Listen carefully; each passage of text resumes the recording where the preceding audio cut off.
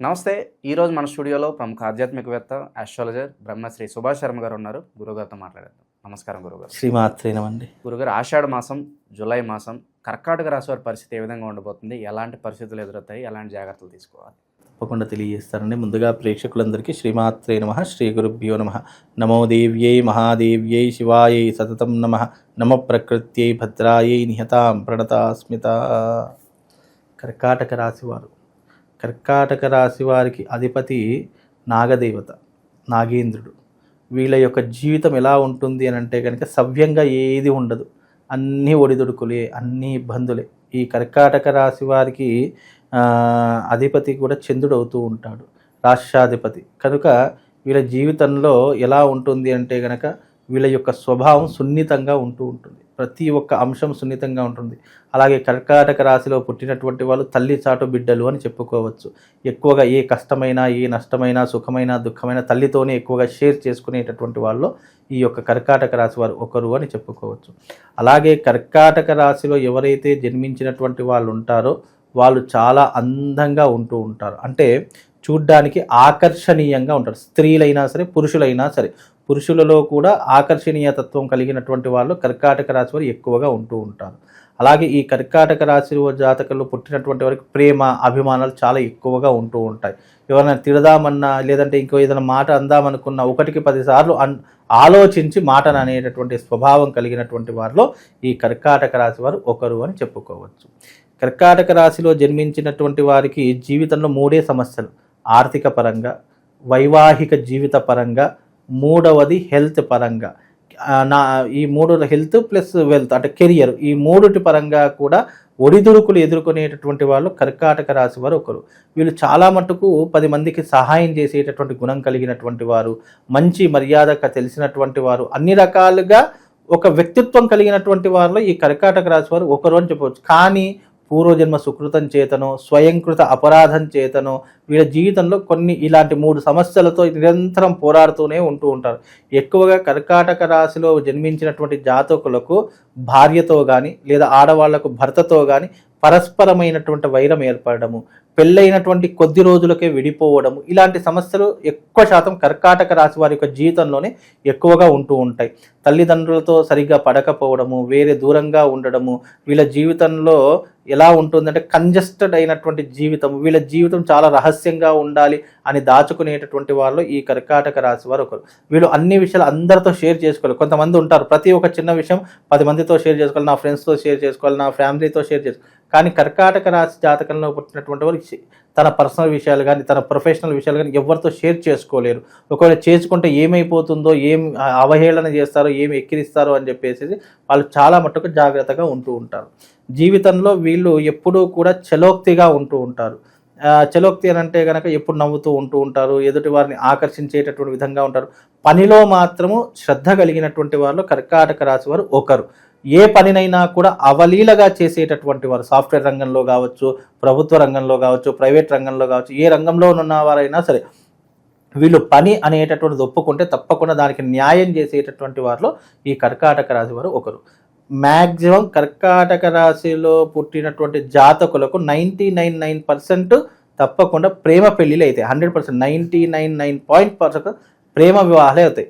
1% పెద్దలు కుదిరించిన వివాహాలు జరుగుతాయి తప్పకుండా వీళ్ళ జీవితంలో ఇష్టపడి పెళ్లి చేసుకునేటటువంటి అవకాశాలు ఎక్కువగా ఉంటాయి. ఒకవేళ గనక వీళ్ళు భయపడో, బాధపడో, ఇష్టమైనటువంటి వాళ్ళ అంటే కుటుంబానికి దగ్గరగా ఉన్నటువంటి వాళ్ళు కుటుంబం మీద భయంతో వీళ్ళు కొన్ని ప్రేమ వాళ్ళు విఫలమైనటువంటి ఉంటాయే తప్ప మనసులో మాత్రం అదే ప్రేమ ఉంటుంటుంది. మ్యాక్సిమం ప్రేమ పెళ్ళిలే ఈ కర్కాటక రాశిలో పుట్టినటువంటి వారికి.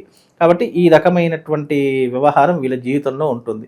అలాగే ఈ మాసంలో కనుక చూసుకుంటే కర్కాటక రాశి వారికి అద్భుతమైనటువంటి ఫలితాలే ఉన్నాయి. ఎలాంటి ఇబ్బందులు అయితే ఏమీ కనిపించట్లేదు.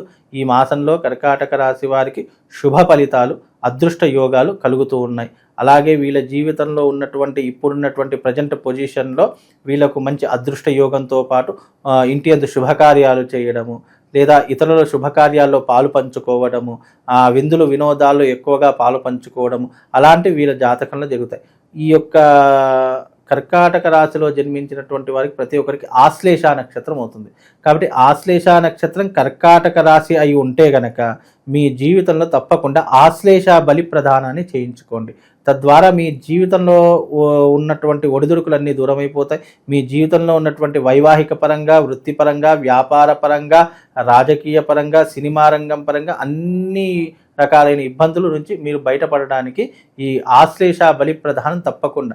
ఆశ్లేష నక్షత్రం కర్కాటక రాశి వారు ఎవరైతే ఉన్నారో తప్పకుండా వాళ్ళు ఆశ్లేష బలి ప్రదానం చేసుకుంటే కొంతవరకు మెరుగైనటువంటి ఫలితాలు కలుగుతాయండి. ఇంకా చాలా వరకు మంచి ఫలితాలు ఉన్నప్పటికీ పలానా విషయంలో బాగా కేర్ఫుల్గా ఉండాలంటే ఏం చెప్తారు గురుగారు? ముఖ్యంగా వీళ్ళ జీవితంలో కనుక ఎప్పుడైనా కేర్ఫుల్గా ఉండాలి అని అనుకుంటే కనుక కొన్ని విషయాలకు దూరంగా ఉండాలి. ఇతరుల విషయాల్లో అస్సలు కలగజేసుకోకూడదు. అనవసరమైనటువంటి విషయాల జోలికి వెళ్ళకూడదు. వీలైనంత వరకు మంచి చేద్దాము అనేటటువంటి ప్రయత్నం చేసినప్పటికీ ఆ మంచిని చేసి మర్చిపోవాలే కానీ తిరిగి ఆశించకుండా ఉంటే వీళ్ళ జీవితం చాలా అద్భుతంగా ఉంటుంది. పరస్త్రీ సాంగత్యం కానీ, పరపురుషుడి సాంగత్యం కానీ చేయకుండా ఉంటే చాలా విశేషమైనటువంటి కీర్తి ప్రతిష్టలు కలుగుతాయి. అలాగే వీళ్ళ జీవితంలో కొన్ని రకాలైనటువంటి స్వయంకృత అపరాధాలు అంటే తప్పులు చేస్తూ ఉంటారు. అలాంటివి కొన్ని ఆచితూచి అడుగు వేసి ఆలోచన చేసి అలాంటి జోలికి వెళ్లకుండా ఉంటే మీ జీవితం చాలా అద్భుతంగా ఉంటుంది. కనుక కొన్ని విషయాలు జాగ్రత్తగా అంటే కుటుంబ విషయాలు కావచ్చు, ఆ ఆర్థికపరమైన విషయాలుగా తొందరపడి నిర్ణయాలు తీసుకోకూడదు. కుటుంబం పట్ల శ్రద్ధ ఉండాలి. పెద్దవాళ్ళంటే భక్తి ఉండాలి.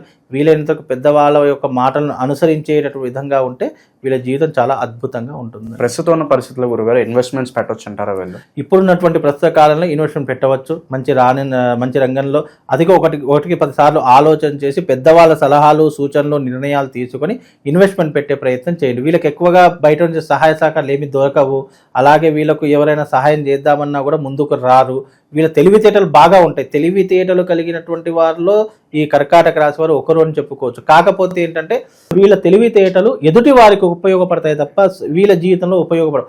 ఒకవేళ ఆచరిద్దాం అనుకున్నా కూడా అది మిస్ఫైర్ అవుతూ ఉంటాయి. అందుకే వీళ్ళు సలహాలు, సూచనదారులు అంటే ఒక మంత్రిలాగా పనిచేస్తారే తప్ప వీళ్ళ జీవితంలో సొంతంగా ఏదైనా చేద్దామంటే చాలా కష్టంగా అయిపోతుంది. కనుక పార్ట్నర్షిప్లో కానీ లేదా బినామీ పేర్ల మీద కానీ వీళ్ళు ఏదైనా చేస్తే తప్పకుండా కలిసి వస్తుంది. సో కొత్త అవకాశాలు కావచ్చు, వీళ్ళకి కావాల్సిన గుర్తింపు కావచ్చు అనుకూలంగానే ఉంటుందంటారా ఈ మాసం? ఈ మాసం పర్వాలేదండి. ఇప్పుడు కర్కాటక రాశి వారికి పెద్ద చెప్పుకోదగ్గటువంటి ఇబ్బందులు ఏమీ కనిపించట్లేదు. అంత చెప్పుకోదగ్గటువంటి ఆసక్తికరమైనటువంటి విషయాలు కూడా లేవు. అంటే జీవితం ఒక న్యూట్రల్లో గడుస్తూ ఉంటుంది. ముఖ్యంగా వీళ్ళకు వచ్చేటటువంటి ఇబ్బందుల్లో వైవాహిక పరంగా, ఆర్థిక పరంగా, ఉద్యోగ పరంగా, కెరియర్ పరంగా, హెల్త్ పరంగా కొన్ని ఇబ్బందులు వస్తాయి. అంతకుమించి పెద్ద ఇబ్బందులు అవి కూడా ఇబ్బందులు తొలగిపోవాలంటే నేను చెప్పినటువంటి ఆశ్లేష బలి ప్రధానాన్ని చేయించుకోండి. తప్పకుండా ఆశ్లేష నక్షత్రంలో పుట్టిన ప్రతి ఒక్కరూ తమ జీవిత కాలంలో ఆశ్లేష బలి ప్రధానాన్ని చేసుకోవాలి. అలా చేసుకోకపోతే మీ జీవితం ఎప్పుడు అప్ అండ్ డౌన్స్ అంటే ఎప్పుడు మీద ఉంటారో ఎప్పుడు కింద పడిపోతారో ఎవరికి తెలియకుండా ఉంటుంది. కనుక మీ జీవితం ఎప్పుడు పై స్థానంలో ఉండాలంటే ఆశ్లేష బలి ప్రధానం చేసుకుంటే అదొక్కటే అండి వీళ్ళకు రెమెడీ, పరిష్కారం. ఇంకా ఇంతకు మించి వీళ్ళు ఏం చేసినా కూడా వీళ్ళకి కొన్ని ఇబ్బందులే ఎదురవుతూ ఉంటాయండి. విశేషంగా ఆషాఢ మాసంలో ప్రత్యేకంగా ఎలాంటి దైవారాధన చేసుకుంటే బాగుంటుంది అంటారు గురు? ముఖ్యంగా వీళ్ళ జీవితంలో ఏదైనా దైవారాధన చేసుకోవాలి అని అనుకుంటే గనక వీళ్ళు దుర్గాదేవి అమ్మవారిని ఆరాధించడం లేదా సుబ్రహ్మణ్య స్వామిని ఆరాధించడం చేసుకోవాలి. విశేషంగా సుబ్రహ్మణ్య స్వామిని అయితే మంగళవారం, దుర్గాదేవిని అయితే శుక్రవారం ఆరాధన చేసుకోవాలి. రాహుకాల సమయంలో వీళ్ళు అమ్మవారి యొక్క ఆలయంలో ప్రతిరోజు సాయంత్రం 4 గంటలకు ఈ యొక్క దీపాలు అంటే ఈ నిమ్మకాయ దీపాలు ఉంటాయి కదా, ఆ నిమ్మకాయ రసాన్ని అంతటిని పిండేసేసి దాన్ని ఒక డొప్పలాగా చేసుకుని అందులో నిమ్మకాయ దీపాన్ని అమ్మవారి ముందర వెలిగించడం వల్ల వీళ్ళ జీవితంలో కొన్ని ఒడిదుడుకులు దూరం అయిపోతూ ఉంటాయి. అలాగే సుబ్రహ్మణ్య స్వామిని ఆరాధించడం వల్ల వీళ్ళకు ఉన్నటువంటి వ్యతిరేకతలు కానీ, నెగిటివ్ ఇంపాక్ట్ కానీ అంతా కూడా దూరం అయిపోయేటటువంటి అవకాశం ఉంటుంది. ఏదైనా రంగంలో రాణించాలన్నా, స్థిరత్వం ఏర్పడాలన్నా ఈ 2 ఉపాసనలు ఏదో ఒక ఉపాసన ఎంచుకొని మీరు అమ్మవారి యొక్క ఆరాధన, సుబ్రహ్మణ్య స్వామి యొక్క ఆరాధన ఏదో ఒకటి చేసుకోవడం వల్ల వీళ్ళకి శుభం లాభం కలుగుతుంది. సో ఓవరాల్గా ఈ మాసం అంతా ఈ రాశి వాళ్ళకి ఏ విధంగా ఉండబోతుంది అద్భుతంగా వివరించారు. ధన్యవాదాలు గురు.